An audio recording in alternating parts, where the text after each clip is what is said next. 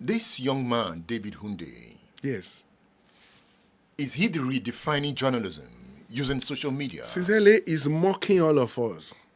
He's mocking all of us. You can't find investigative journalism anywhere any longer, especially the kind that David Hundeyin is doing. I am on Twitter every minute. I read everything that young man writes.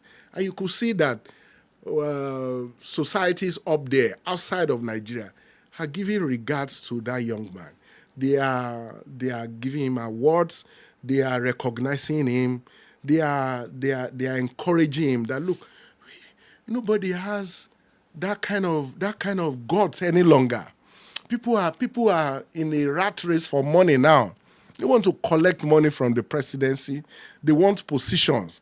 They want to curry favor.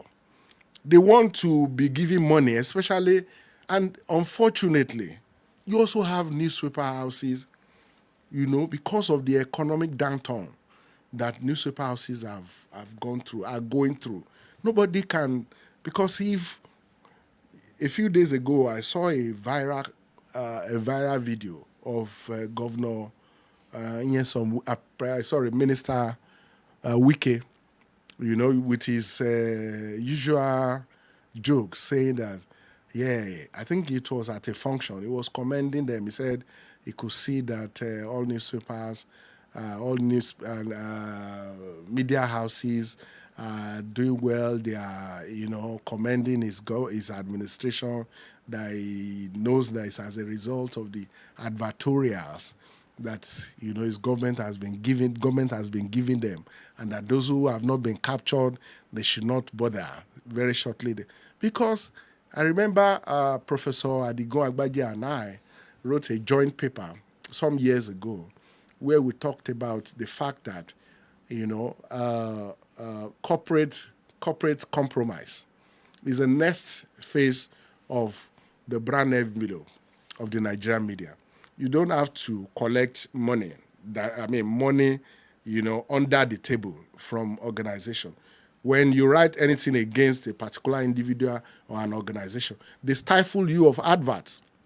And you know that if you pick a newspaper from the front page to the back page, you can't find advert there. That newspaper has run that paper for that day at a loss, because it's not the 250 naira that they sell the newspapers that is actually the cost of the newspaper. I'm sure the cost of a single newspaper should be close to 1,000 naira now, but they dare not increase their prices, because at 250, how many people buy it? So now there's corporate corruption. There's a rat race to seek advert, and those government organizations also know. So don't write anything against us. Don't. So that perhaps that is why nobody is talking about the Tinubu saga. In that case, the Hundeyis will take over the social media. Yeah, they are taking over. And you can see what he's doing. Well, he's doing a lot for us. And you begin to wonder. You remember, that was what was happening in the 70s. That was what was happening in the newspapers, in the 60s.